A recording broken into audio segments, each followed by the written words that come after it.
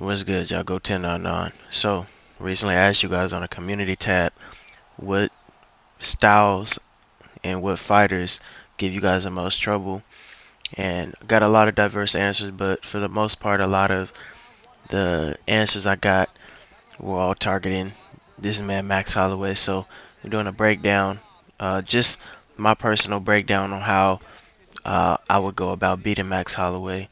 I'm using Yair. Uh, these two are gonna have a fight this coming weekend. As of this video, I expect it to be a banger. And as far as UFC 4 goes, Yair is a solid pick. He doesn't get used much, but definitely a nice fighter. And so he giving me a little gamesmanship. But off rip, I see he's using the style which a lot of you guys mentioned in the post, where players like to just kind of back up and have you chase after them. Now, identifying this is the key to being able to find your rhythm and your groove offensively. Because if you're just chasing after your opponent, not aware that that's his whole intent on having you just come right in his face, that way he pause. You get what I mean? Approach him just so he can get his offense off. Then it makes it a lot easier for him to find you. Whereas you're trying to chase after them, and it's harder for you to be able to pinpoint where they'll be every time, because you're just moving forward almost recklessly. So, not trying to do that. If I do come forward, ooh, nice switch kick. I'm already have a goal in mind on what my attack is gonna be. But you see, when I do engage, I'm usually getting back to the range where I'm comfortable at, and that's important. You don't want to be too close to Max Holloway, because his reach is a big advantage for him and fighters who use him, players who use him. So just keeping my distance.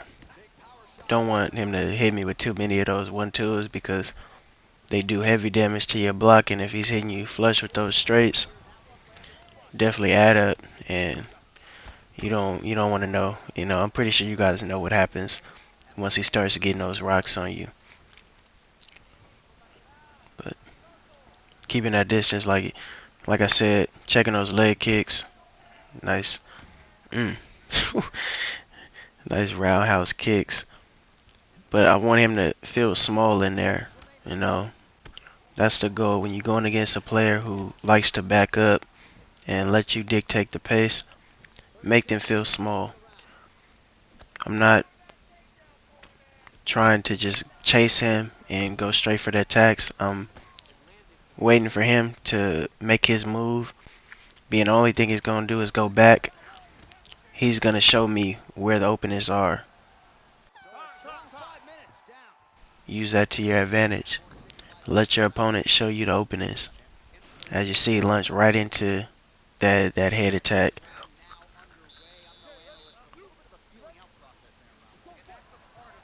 Now, second round. Nice. First time, he's really advanced, and ooh, right there, head kick, caught him flush. So, stand patient. You see, he's using a lot of head movement. Boom, kicked him, and he moved right into that too. And, you see my opponent is lunging still, and in addition to the leg kicks and the body kicks, which have success against lunges, another tactic that does critical damage to your opponent if you're able to time where they're going to be is those head kicks.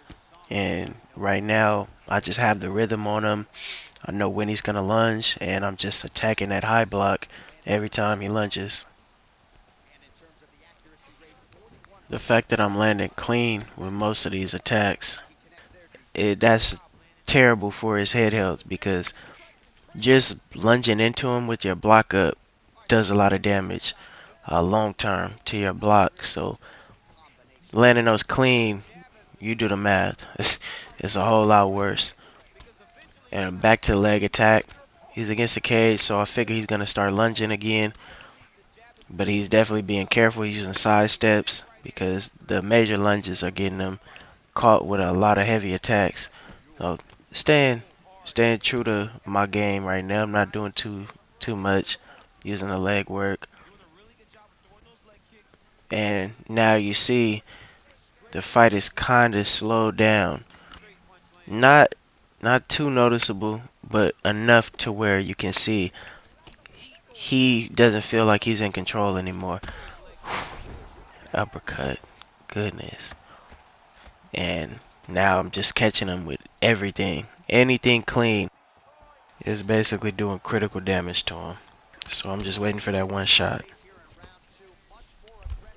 Lunging in the hooks. Just touching him. Touching him. Kill shot. Hopefully you guys appreciated this little breakdown. This is just my own interpretation on how to beat Max Holloway players. And being that this player used most of the tactics that you guys say a lot of ranked players use, I feel like this is a good blueprint. But you know, we all unique players. We got our own styles. So I say just use the pointers I gave you in this one and try to find a sweet spot that works with how you like to approach the game. But if this helped you guys out, definitely smash that like button for me. Let me know your thoughts, and I'll catch you on the next one. Peace. Round number 2, declaring the winner by knockout, Yair El Pantera Rodriguez.